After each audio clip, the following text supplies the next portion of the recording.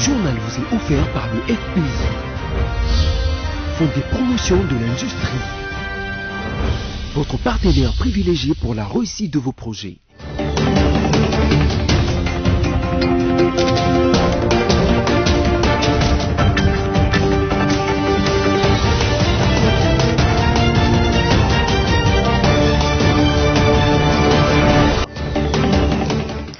C'est l'heure de vous informer tout de suite les titres de l'actualité de ces journaux. 42e réunion extraordinaire du sommet de la SADC, Communauté de développement de l'Afrique australe.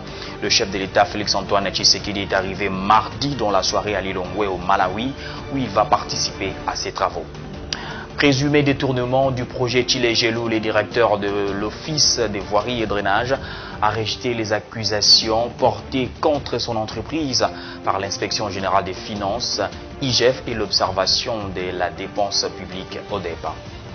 En culture, la dépouille du célèbre musicien congolais Lolendo Matumona, alias Général Defao, décédé au Cameroun, est arrivé finalement ce mercredi 12 janvier à Kinshasa. Après les titres, place au développement, mesdames et messieurs, bienvenue. Le chef de l'État, Félix-Antoine Tshisekedi, est arrivé mardi dans la soirée à Lilongwe, au Malawi, où il va participer aux travaux de la 42e réunion extraordinaire du sommet de la SADC, Communauté de développement de l'Afrique australe. À son arrivée, le président de la RDC a été accueilli au pied de l'avion par le ministre malawite des Mines. Au total, 3 ministres congolais l'attendaient également à l'atterrissage. Suivez ce reportage de la presse présidentielle.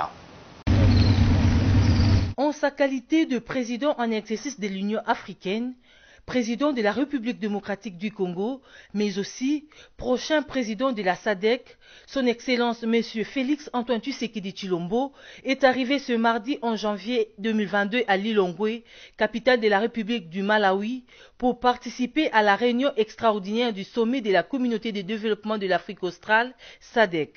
À sa descente d'avion à l'aéroport de Kamuzu-Banda, Félix Tshisekedi a été accueilli par le ministre malawite des Mines, l'honorable Cavallo, aussi une forte délégation de la communauté congolaise, notamment le ministre des Affaires étrangères, ministre de la Défense et ministre de l'intégration régionale, venus peu avant participer aux travaux préparatoires de ces sommets. Des chants et cris de joie pour soutenir et encourager l'arrivée du chef de l'État, Félix-Antoine Tshisekedi, par la délégation de la diaspora congolaise résidant au Malawi, ont marqué ces temps.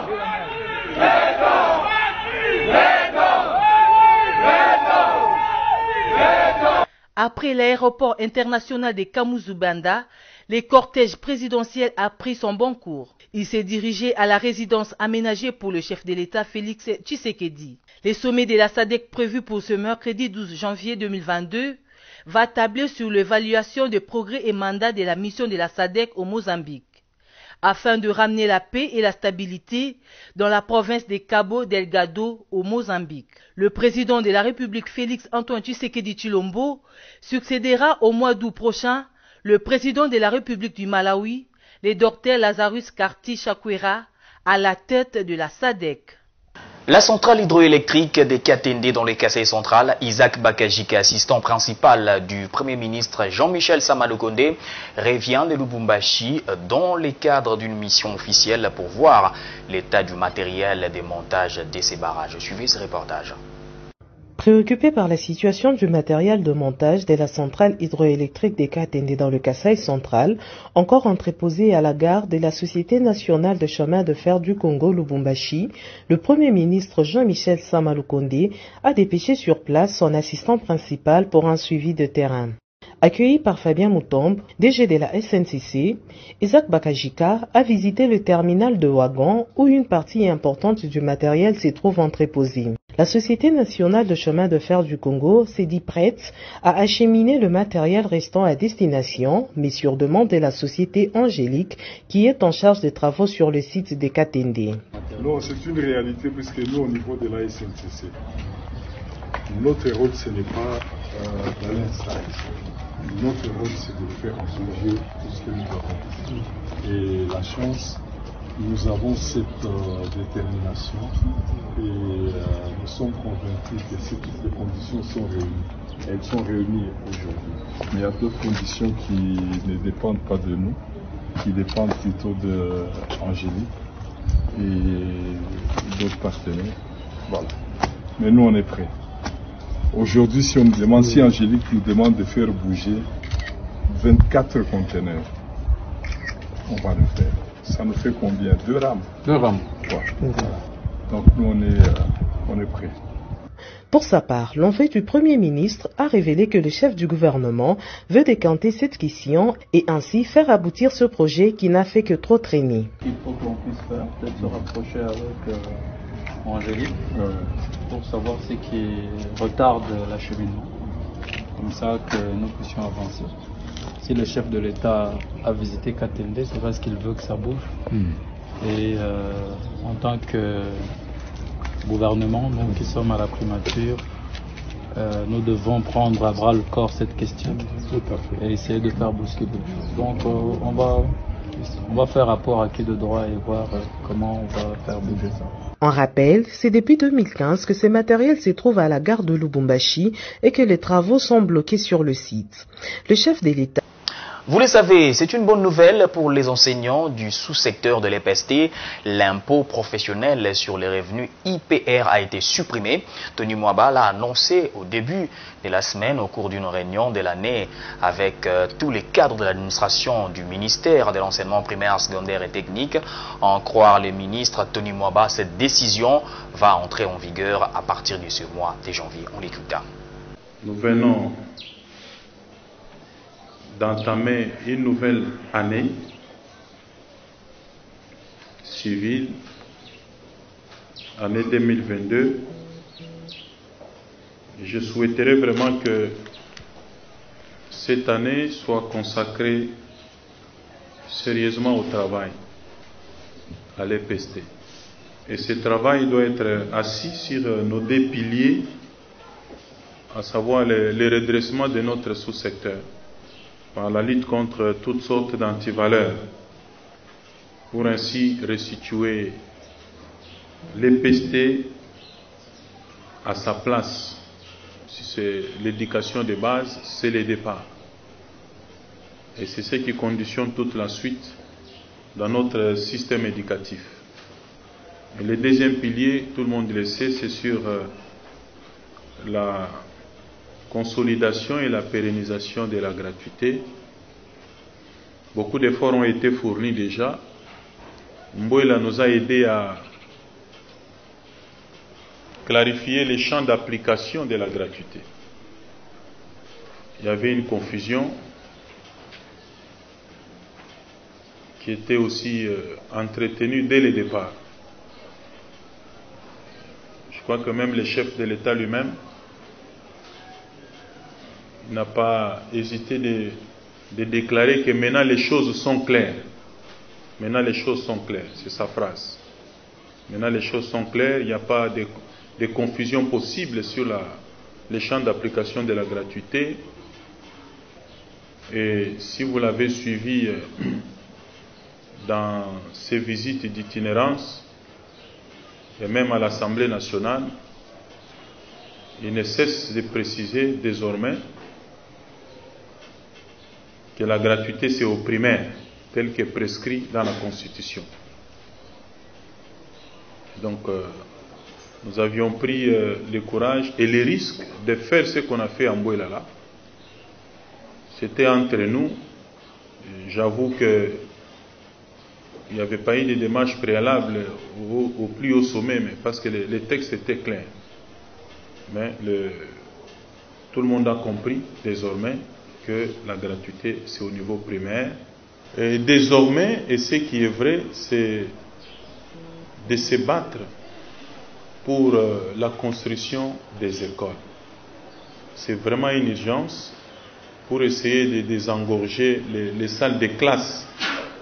En province, 25 combattants ADF ont été neutralisés par les forces armées de la République démocratique du Congo dans les territoires d'Irumu, dans la province de l'Ituri. L'annonce a été faite mercredi 12 janvier par le porte-parole de l'armée dans cette province, le lieutenant Jules Ngongo. Les forces armées de la République démocratique du Congo ont annoncé ce mercredi 12 janvier 2022 d'avoir tué 25 terroristes dans les territoires d'Irumu en province de l'Ituri. D'après le lieutenant Jules Ngongo, porte-parole de l'armée en Ituri, 2 armes du type AK-47 ont été récupérées et ils ont également détruit des bombes artisanales causées par les rebelles ADF. 35 civils ont été libérés dans le main de ces assaillants, a ajouté le lieutenant Jules Ngongo. Des civils qui ont passé des moments en captivité. Et il invite la population à accompagner l'armée pour bien mener ses opérations. Et en santé, 184 nouveaux cas d'infection par les Covid-19 ont été notifiés dans 10 provinces selon le bulletin quotidien sur la situation épidémiologique publié mardi 11 janvier 2022. Parmi ces nouveaux cas, 44 à Kinshasa, 38 au Kasaï central, 14 au Lualaba, 10 en Ituri, 8 en Équateur, 8 au Kasaï central, au Kasaï oriental, 6 dans le Ouélé et 4 au Maïndomé. Selon les rapports du comité multisectoriel de la riposte à la Covid-19 en République démocratique du Congo, publié mardi 11 janvier 2022, sur 3761 échantillons testés, 184 nouveaux cas de Covid-19 ont été confirmés positifs dans 10 provinces, dont 44 à Kinshasa, la capitale, 38 dans le Haut-Katanga, 29 au Nord Kivu, 23 au Kasaï central, 14 au Lualaba, 10 en Ituri, 8 en Équateur, 8 au Kasaï oriental, 6 dans le Haut-Tuélé et 4 au Maïndomé. D'après le même bulletin, aucune donnée n'est disponible pour les nouvelles personnes sorties guéries des centres de traitement Covid-19, ni parmi les personnes suivies à domicile, et même pour les nouveaux décès parmi les cas confirmés. On rappelle que, depuis les débuts de l'épidémie déclarée le 10 mars 2020, le total des cas est de 82 554 cas confirmés, dont 82 552 et 2 cas probables.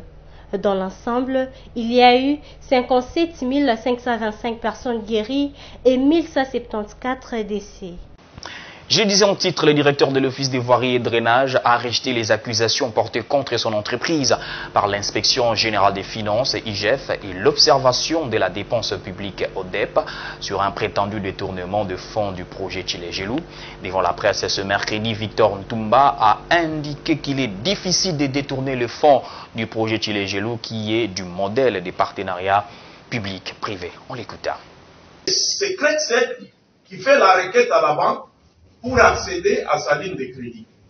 Mais Credset, pour ne pas avoir beaucoup de taux d'intérêt, qu'est-ce que Credset fait de temps en temps?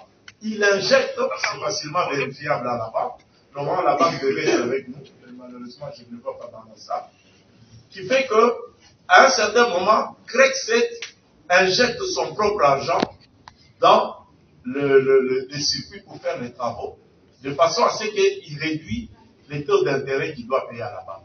Donc, il n'y a pas vol de 13 millions, il n'y a pas vol de 7 millions. Les 7 millions viennent d'où? Les 7 millions, au moment où l'IGF avait écrit la lettre au mois d'août, c'est les comptes dépôts, il y avait 7 millions de dollars, c'était en francs congolais. Je parle sous le contrôle du connaître qui est ici. Il y avait 7 millions de dollars qui étaient dans ces comptes, l'équivalent de 7 millions de dollars. Donc, qui étaient en francs. Mais ces 7 millions-là, la seule façon de mouvementer ces comptes, c'est la facturation. C'est quand les factures sont introduites, c'est à ce moment-là que ces comptes peuvent être bougés. Hier, nous avions eu une réunion importante autour de son Excellence, M. le ministre d'État, qui vient de définir une nouvelle approche, pas seulement pour Tshilé-Gelou, mais aussi pour ABC, pour Moderne et pour JICA. Et nous allons mettre en place. En fait, ce modèle va être calqué avec ce qu'on vient de faire avec Sofiba et avec ABC, pour que, à tout moment, les caractères de préfinancement apparaissent. Donc, je peux conclure. il n'y a pas les vols de 13 millions, il n'y a pas les vols de 7 millions de dollars. Donc, je vous ai démontré dans ma présentation que c'est impossible de voler les 13 millions ou les 7 millions. Je vous ai dit, si on dit qu'on a volé, c'est peut-être quelques 7, mais c'est impossible que quelques 7 se volent lui-même. Aujourd'hui, la valeur des travaux exécutés est de 18 millions. D'où vient les 18 millions? Donc, ça vient de la ligne de crédit. Voirie et drainage, on en parle dans ce journal. La réhabilitation de l'avenue Victoire, considérée comme l'une des routes principales du quartier Matongé et Kaouka, n'évolue plus depuis un temps. Barricadée depuis plus de 2 mois, les conducteurs se plaignent de cette situation et exigent l'accélération des travaux pour mettre fin aux embouteillages qui se créent sur d'autres routes. C'est au cours d'une descente effectuée par nos reporters cet avant-midi. C'est devenu un véritable casse-tête pour ceux qui empruntent l'avenue Victoire dans son tronçon compris entre la place des Artistes et l'avenue de l'Université. Les travaux de réhabilitation de cet axe routier tournent au ralenti et la population fait face à de grandes difficultés pour passer de ce côté, surtout lorsqu'il pleut. Au micro de votre rédaction, certains qui nous ont trouvés sur place n'ont pas hésité d'exprimer leur mécontentement vis-à-vis de cette situation et ils en appellent à l'implication rapide des autorités compétentes. L'observation na biso na ba travaux ezo salama pour nanga vraiment la moni est négatif. Est négatif pour bilan oyo ba pesa biso pour na ba travaux oyo. Na moni déjà que ça déjà ya ko raté pour ti tozana ba moment oyo ilo mo bien salama te. Nga chauffeur nazomona jusque là musale la lipo lelo mituka awa ele ka susute d'abord eza route principale où eza que tous les à tout moment komi ko mona neti biso ba chauffeur komi ko souffrir komi ko débrouiller bantela bon d'abord je ça biso passe par rapport à freinage à misala pendant 7 ans ya bilan ba pesaki tout moni bilan ngo bon ils ont presque respecté.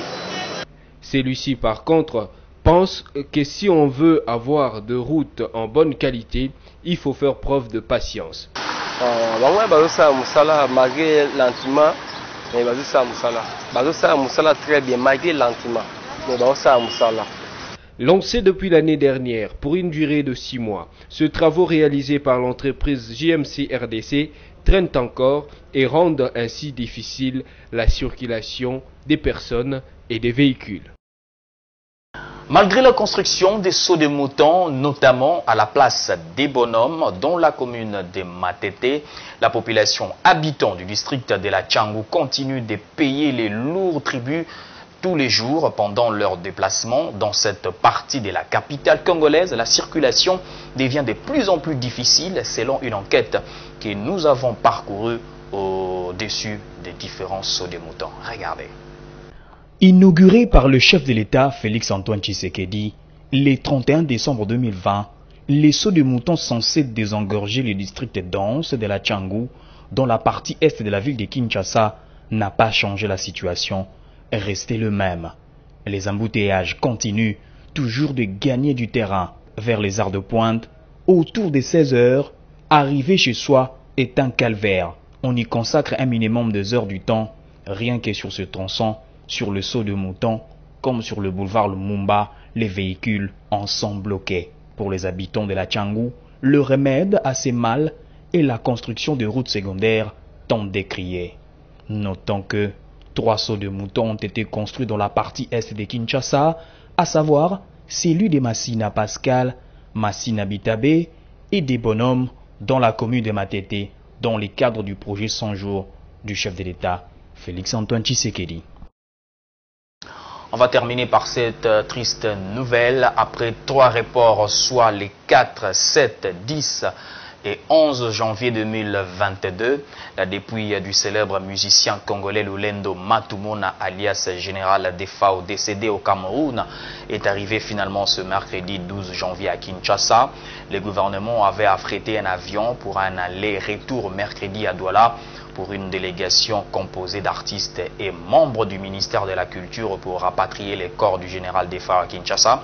Rappelons que l'artiste musicien a tiré sa révérence le 27 décembre dans une formation hospitalière à Douala des suites d'une courte maladie.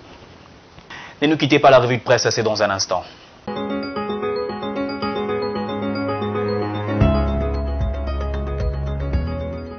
Bienvenue à la revue de presse de ce jour. Commençons par ce titre de l'agence congolaise de presse qui écrit: le président Félix Tshisekedi nomme Marie-Hélène Marteibo ambassadeur de la RDC auprès des États-Unis d'Amérique. Le président de la République Félix-Antoine Tshisekedi Tshilombo a nommé Marie-Hélène Marteibo ambassadeur extraordinaire et plénipotentiaire de la RDC auprès des États-Unis d'Amérique au terme d'une ordonnance lue mardi sur les antennes de la radio-télévision nationale congolaise par le porte-parole adjoint du président de la République, Tina Salama. Détentrice d'un doctorat en droit et une licence spéciale en droit international à l'Université libre de Bruxelles, elle a également été ministre de l'Industrie et Commerce en 2001. Elle a aussi exercé les fonctions de directrice du Centre international des civilisations bantoues. Cette organisation a pour vocation de protéger, promouvoir et développer les cultures des civilisations bantoues. Poursuivons avec Forum des As qui note en grand titre: le gouverneur Mbombaka décide la gratuité de service de corbillard à Inongo. Le gouverneur AI de la province du Maïndombe, Jacques Mbombaka Bokoso, vient de décider la gratuité de corbillard pour l'enterrement de morts dans la ville d'Inongo et ses environs. Cette décision annoncée par le porte-parole du gouverneur s'inscrit dans les cadres d'assistance sociale du gouvernement provincial à l'endroit de familles éprouvées et vise aussi à mettre un terme au transport de morts sur les épaules qui est à la base du vandalisme au lieu mortuaire et le long de cortèges funèbres. Terminons cette revue de presse avec Okapi.net qui note en grand titre: procès Chebea, reprise des audiences devant la haute cour militaire. Les audiences publiques au procès du double assassinat de Floribert Chebea et Fidel Bazana ont repris mardi 11 janvier devant la haute cour militaire de Kinshasa-Gombe en chambre foraine à la prison militaire d'Ondolo. Selon les sources judiciaires, ces audiences avaient été interrompues quelques jours avant les festivités de fin d'année. La haute cour militaire va poursuivre son instruction là où elle s'est arrêtée, avec la confrontation de prévenus et renseignants aux dispositions du major Paul Mouilambouy. Mesdames, Messieurs, c'est tout pour cette revue de presse. Merci à vous de l'avoir suivi.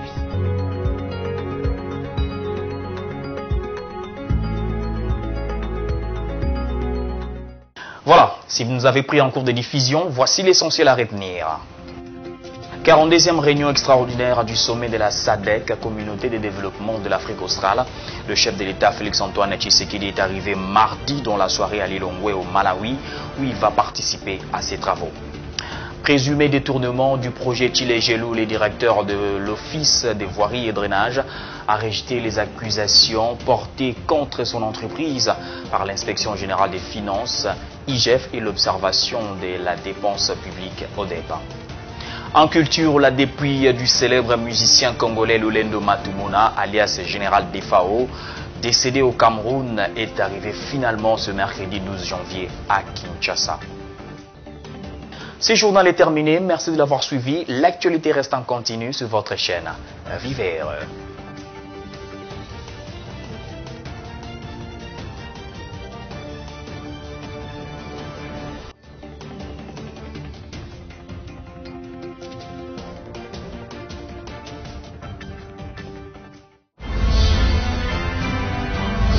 Ce journal vous a été offert par le FPI, Fonds des promotions de l'industrie, votre partenaire privilégié pour la réussite de vos projets.